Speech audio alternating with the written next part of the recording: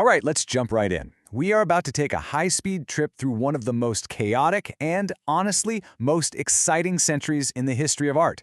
We're talking about the 19th century, a time when the very idea of what art is was basically thrown into a blender and completely remade. So just try to wrap your head around this. At the beginning of the century, this is what everyone agreed great art looked like. Heroic, grand, full of emotion. But by the end of it, this was the cutting edge. Totally fragmented, leaning into abstraction, and incredibly personal. So how on earth did art change so much so fast? That's the big question we're going to tackle. And here's the key to the whole thing. The best way to understand this wild ride is to picture a giant pendulum. For 100 years, art was that pendulum, swinging back and forth between two big ideas, pure, raw emotion on one side and cold, hard reality on the other. That one image, that pendulum, is going to be our guide through all of this. Okay, so our story kicks off with that pendulum swinging way over to the side of emotion. This movement was called Romanticism. And listen, it wasn't just a style of painting, it was a full-blown rebellion. A rebellion of the heart against a world that was getting, well, a little too logical, a little too industrial for its own good. You see, the Romantics were looking around at the scientific obsession of the Enlightenment, at all the new factories belching smoke into the sky, and they pretty much just said, yeah, no thanks. For them, the real truth wasn't something you could find in a textbook or a machine. It was in your feelings, in the awesome power of nature, and in the unique spirit of every single person. So what kind of stuff were they into? Well, first and foremost, intense emotion. They were fascinated by what they called the sublime. You know that feeling you get when you're standing at the edge of the Grand Canyon? That mix of awe and just a little bit of terror? That's it. They also love the idea of the lone individual, the solitary wanderer standing against the world. And they dug deep into national histories and folklore, trying to capture the unique soul of their people. And you can see these ideas explode into life in the art. I mean, look at Friedrich's Wanderer. That is the absolute poster child for the lone individual communing with nature. But then you've got Goya, whose work is just pure political fire. He's channeling that raw, intense emotion, not just as self-expression, but as a weapon to ignite Spanish nationalism against Napoleon's invading armies. It's powerful stuff. But of course, the world kept turning. As the century rolled on, the Industrial Revolution really kicked into high gear. Cities just swelled to bursting, packed with a brand new working class living in conditions that were, let's just say, anything but romantic. All those misty mountains and lone wanderers started to feel a bit out of touch with this new, gritty, urban reality. You can feel it, right? The pendulum was getting ready to swing back. And boy, did it swing back with a vengeance. This brings us to realism. This movement had zero interest in sublime feelings or ancient myths. Realism was all about the here and now. It was about showing life exactly as it was, warts and all.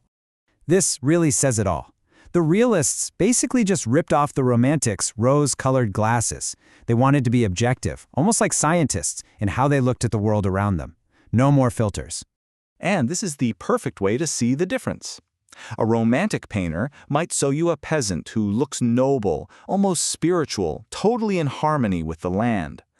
But a realist would show you the dirt under their fingernails, the ache in their back, the sheer exhaustion and injustice of their life. It was a completely radical shift in who and what was considered a worthy subject for art. And here's the most crucial part.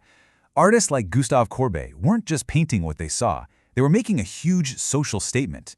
When he painted two anonymous, poor laborers on a gigantic canvas, a size that was usually saved for kings or gods, he was forcing the rich, art-buying public to look, really look, at the people their society was built on. Suddenly, art was a mirror held up to society's problems. So for decades, you have this pendulum swinging between emotion and reality. But then, one year comes along that changes the entire game. 1839. A single piece of technology was about to be invented that wouldn't just push the pendulum, it was going to smash the whole mechanism to pieces. And that invention, of course, was photography. All of a sudden, a machine could capture reality with perfect, undeniable accuracy. And for painters, this was a full-blown existential crisis. I mean, if a camera can show what the world looks like better than you can, then what's the point of being a painter anymore? They had to find a whole new reason to exist. And that new reason, that new mission, was modernism. Artists basically decided, okay, if we can't beat the camera at its own game of capturing reality, then we'll just quit playing. They stopped trying to be a perfect mirror reflecting the world outside. Instead, they broke the mirror and turned inward. Now, this didn't happen overnight. It happened in stages. First, you had the Impressionists, like Monet. They decided they weren't going to paint a boat. They were going to paint the impression of light bouncing off the water next to the boat.